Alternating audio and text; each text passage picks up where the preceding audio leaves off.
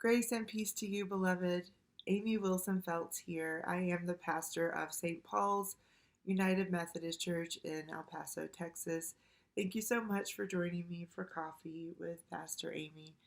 I really enjoy this time that we have. I hope that it has been helpful for you. I know that it's been helpful for me in the past year. It's been something to help keep me centered. I've been thinking a lot about feeling centered lately while we are in the midst of such a big transition in our world. Many of us are awaiting a vaccine, many of us have already received a vaccine. We are learning to navigate this pandemic in a different way right now, and transitions are always difficult.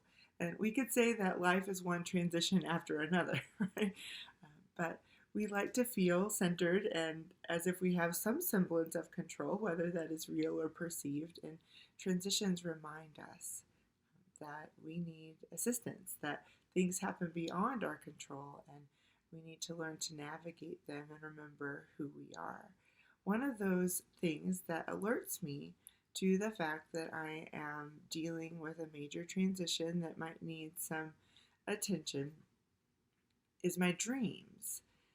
I've said recently that my older kids have been dealing with dreams, with nightmares. Augie, especially, has been concerned about having bad dreams at night, and it has reminded me that I've always been a dreamer in more ways than one, I guess, but I've always been one who has vivid dreams when I sleep, and I could often remember those the next day. And so I've been talking to Augie a lot about that and how we can help ourselves when we go to sleep by thinking positive thoughts, and that can affect our dreams in positive ways. Well, one of the dreams that I have had over and over throughout my life is a dream about my teeth falling out. Now, I know that I'm not alone in this, and I know it's not the most pleasant topic of conversation, but I'm sharing this with you because it is a common experience.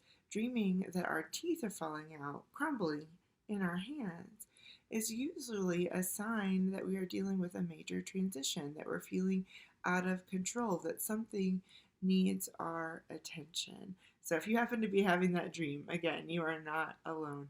We are, again, in a major transition in our world, and we are seeking to understand and to locate ourselves in it. And all of this has reminded me of a passage that we can find in Deuteronomy chapter 31. Deuteronomy may not be one of your favorite books for reading, but it does tell the story of the people of God as they are transitioning out of slavery in Egypt through the wilderness and into the promised land. Now, the story about the promised land is fraught with issues, right? And I'm not dismissing that this morning. It is problematic to consider that the people of God are going to inhabit a land that already has people in it. So I'm recognizing that. But what I want to highlight this morning is the transition of leadership from Moses to Joshua. So we find a particular exchange between those two leaders in the 31st chapter of Deuteronomy. So I would like to read verses 7 and 8 this morning. Now, this comes after Moses has spoken to the people, saying, I'm not going to cross over into the promised land with you. Joshua is going to lead you from here. And then Moses and Joshua have a conversation. Then Moses summoned Joshua and said to him, in the sight of all of Israel, be strong and bold, for you are the one who will go with this people into the land that the Lord has sworn to their ancestors to give them, and you will put them in possession of it. It is the Lord who goes before you. The Lord will be with you. God will not fail you or forsake you. Do not fear or be dismayed. It is the Lord who goes before you. God will be with you. God will not fail you or forsake you. Do not fear or be dismayed.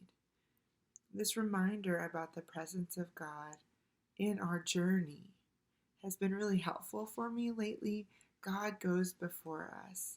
in our major transitions as we are learning how to navigate new circumstances or how to address difficult situations. God is with us, and we can be reminded of our identity as the children of God in those difficult times. So I hope that that's helpful for you.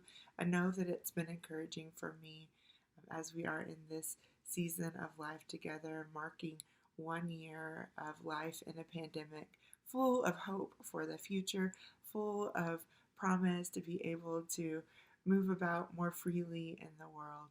And I hope in that process we will be able to continue to support each other, to lift each other up, to give each other the benefit of the doubt as we continue to seek to be God's love and God's grace and God's light in this world. I hope you have a great rest of the week. I look forward to being with you here again next week for Coffee with Pastor Amy. Grace and peace.